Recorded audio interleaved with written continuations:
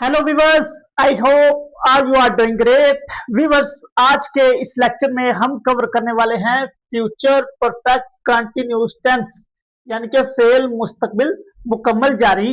एक ऐसा टेंस, एक ऐसा जमाना जिसमें आने वाले वक्त में किसी काम के मुतल्लक कोई अंदाजा लगाया जाए, उसको हम क्या नाम दे देते हैं कि वो फ्यूचर परफेक्ट कंटिन्यूस का टेंस है। यानी कि कुछ देर बाद किसी वक्त से लेकर कोई बंदा कोई काम कर रहा हो, वो कौन से जमाने में कर रहा होगा, वो फ्यूचर परफेक्ट कंटिन्यूस टेंस में कर रहा होगा। व्यूअर्स, आगे हम चलते हैं कि इस टेंस को पहचाना किस तरीके जाता है, इसकी पहचान क्या है। उर्दू में अगर हमारे पास इसके फिकरात आते हैं तो हम उन्हें किस तरीके से पहचानेंगे।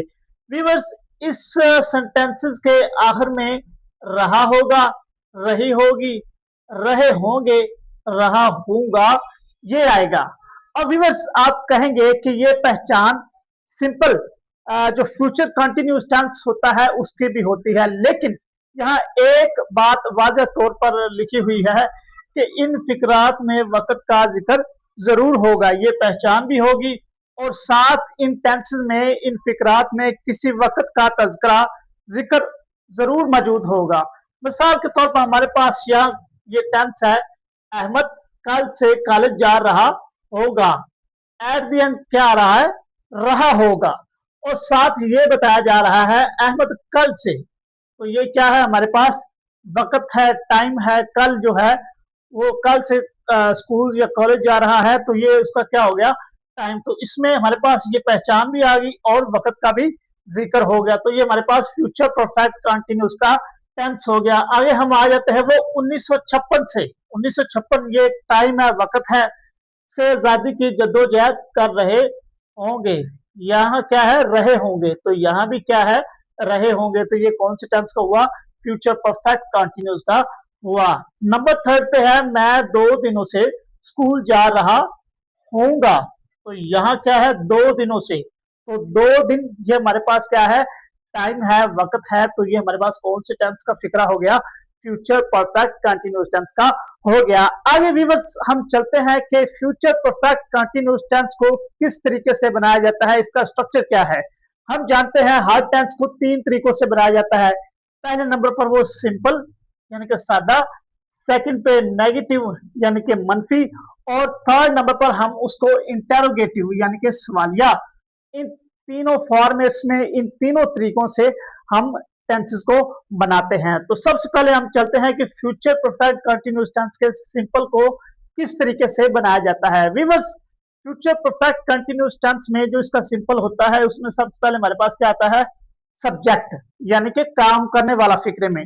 उसके बाद हमारे पास हेल्पिंग वर्ब आता है, विल हैव या शैल हैव। इन दोनों में से एक हेल्पिंग वर्ब आएगा, वो बाद में बताता हूं कि विल हैव और जो शैल है वो किन के साथ आएगा।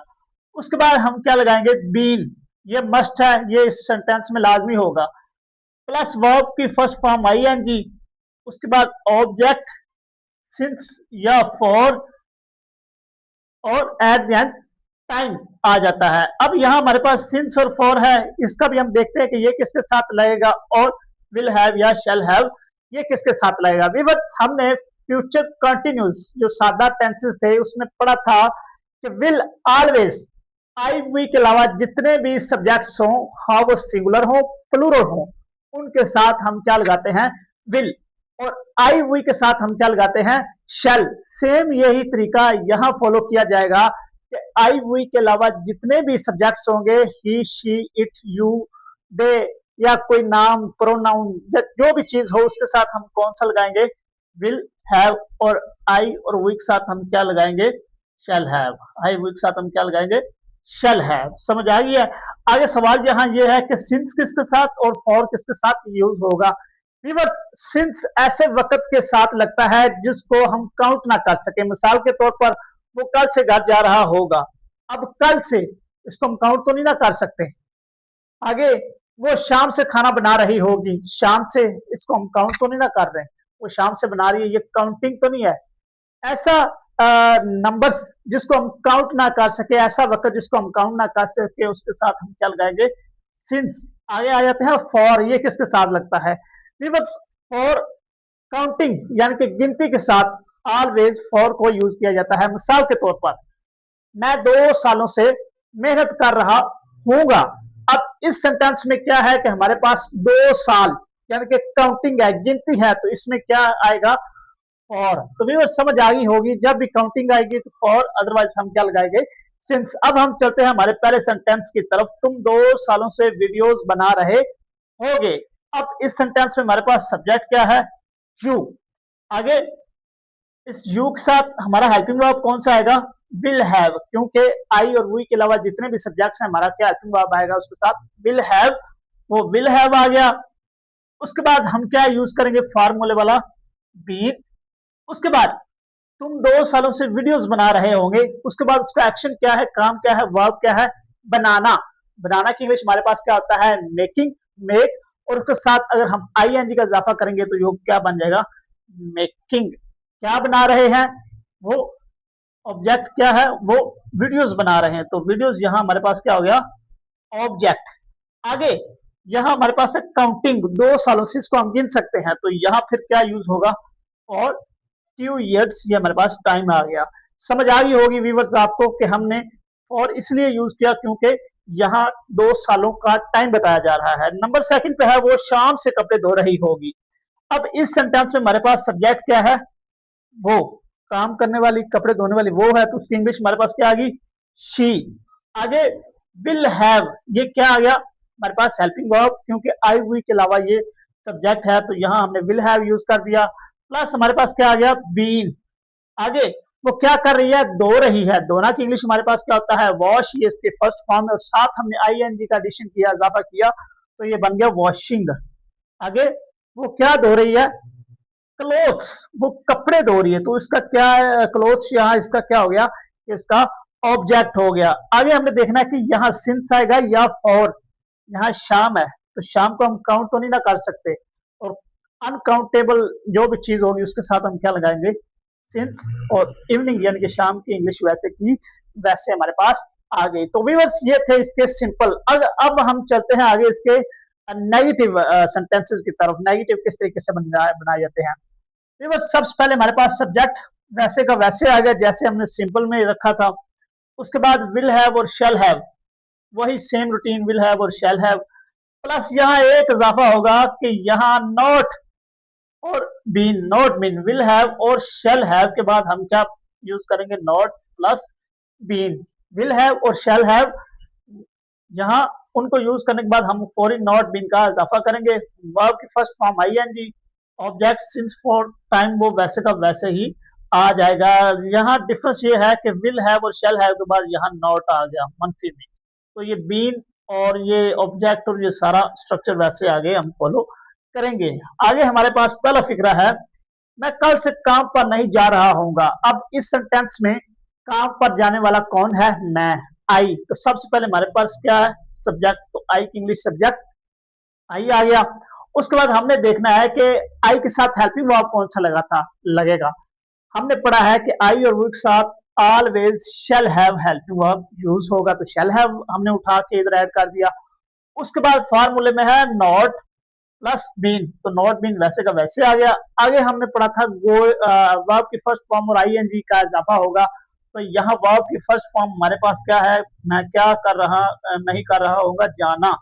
तो जाना की इंग्लिश हमारे पास है गो, साथ हम आईएनजी का एडिशन करेंगे तो ये बन जाएगा going to work. To work, ये काम पर, काम, ये हमारे पास क्या हो गया, ऑब्जेक्ट। सिंस, सिंस क्यों यूज किया, क्योंकि टुमारो, कल से आने वाली, कल तो इसको हम काउंट नहीं कर सकते, इस वजह से हमने सिंस टुमारो को यूज कर दिया। तो भी बस आगे ऐसे ही हम इसका दूसरा बनाते हैं।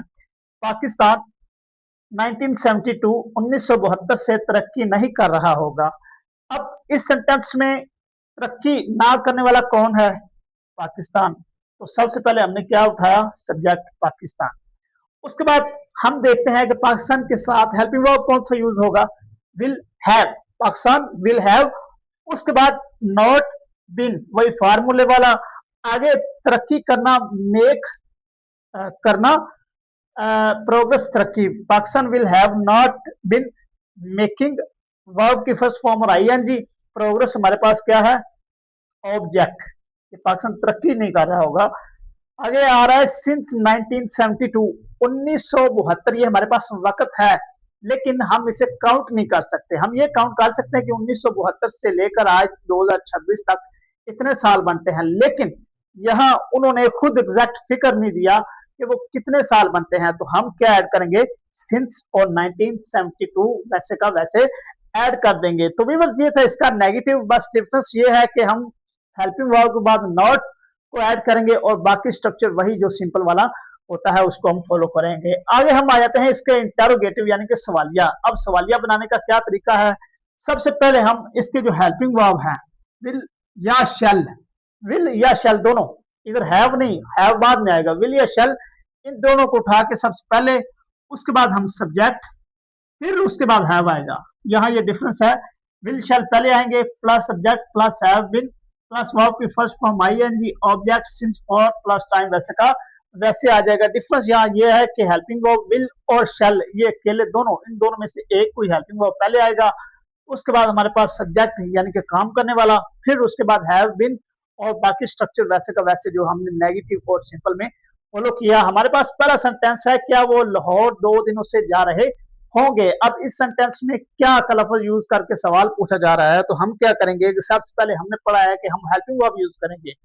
अब देखेंगे कि सब्जेक्ट कौन है, क्या वो इसकी इंग्लिश हमारे पास दे, तो ये आई और वी के अलावा है, इसके साथ हेल्पिंग वर्ब कौन सा आएगा हमारे पास, विल। तो हमने यहां सबसे पहले क्या लगा दिया, विल। उसके बाद हमारे पास हमने देखना है कि सब्जेक्ट कौन सा है, दे, तो दे सब्जेक्ट वैसे का वैसे आ गया। उसके बाद हमने पढ़ा है हैव बीन फार्मूले वाला, वो वैसे का वैसे। आगे हमने देखना है कि वर्ब की फर्स्ट फॉर्म और आईएनजी वो क्या कर रहे होंगे 2 दिनों से, वो जा रहे होंगे। जाना की इंग्लिश हमारे पास क्या होता है, गो, साथ हमने आईएनजी का एडिशन किया तो बन गया गोइंग टू। कहा उनका ऑब्जेक्ट क्या है, वो कहाँ जा रहे होंगे, लाहौर, तो ये हमारे पास लाहौर क्या हो गया, ऑब्जेक्ट।